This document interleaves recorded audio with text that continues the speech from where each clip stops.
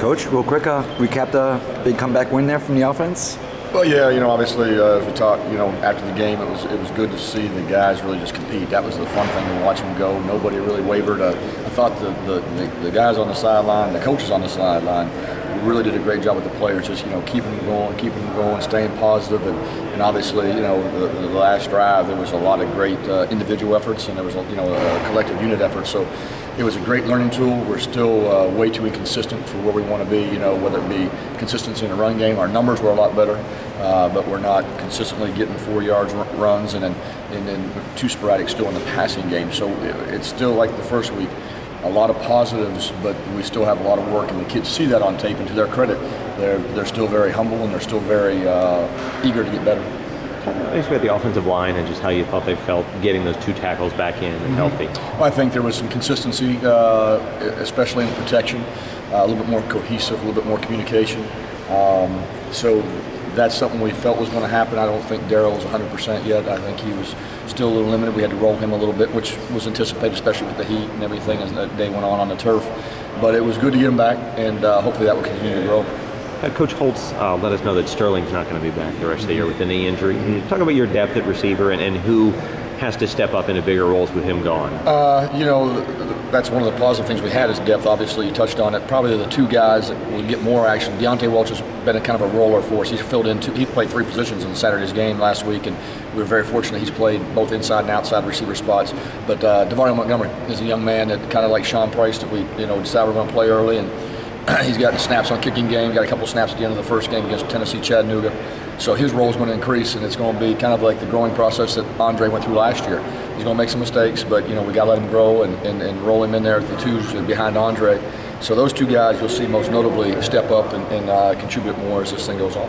With the loss of Sterling, is it nice to get to see Chris Dunkley get his first couple of catches there? Chris really started the second half of camp, the last, let's say, 15 practices at camp, just kind of fitting in, you know what I mean? And he's got talent, but it really wasn't gelling. Then he started coming on, and every week he just has bought in more, learned his assignments, and didn't play bad against UTC, but didn't get many opportunities, and it was good to see him make really the post catch was the big one, but the catch he had on a 3rd down conversion right about the plus 30, I think it was as nice a catch as we had all day, to be honest with you, other than maybe Andre's touchdown catch at the end of the game.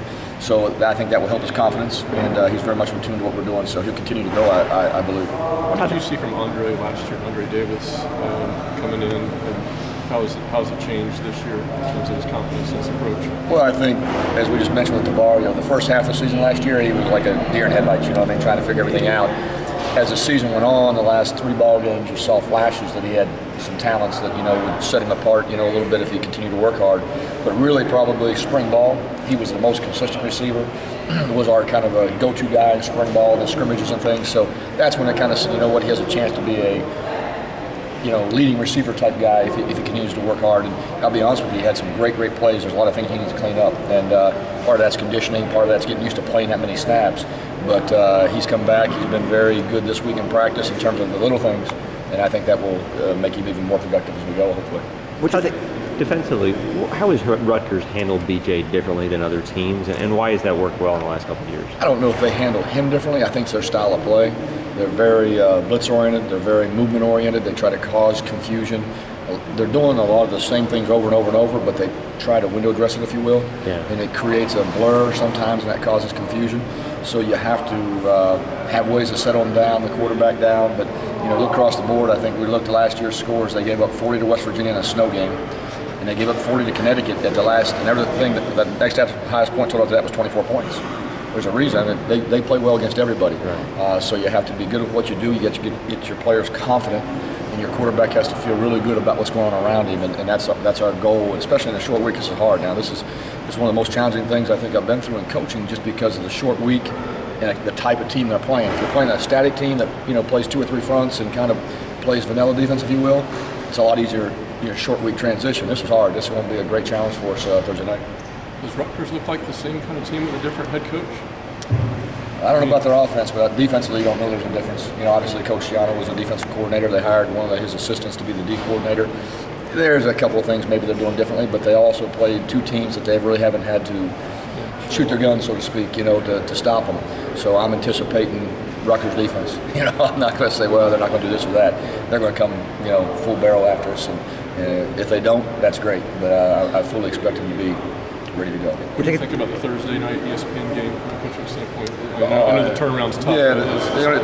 Showcasing the team. Yeah, that's a good thing. Any exposure you get is great, and our players, you know, need it and deserve it. And it's a great opportunity, but you know, we just got to get our feet back underneath, rest, and get prepared for this game because it's not a normal game plan for an offensive team.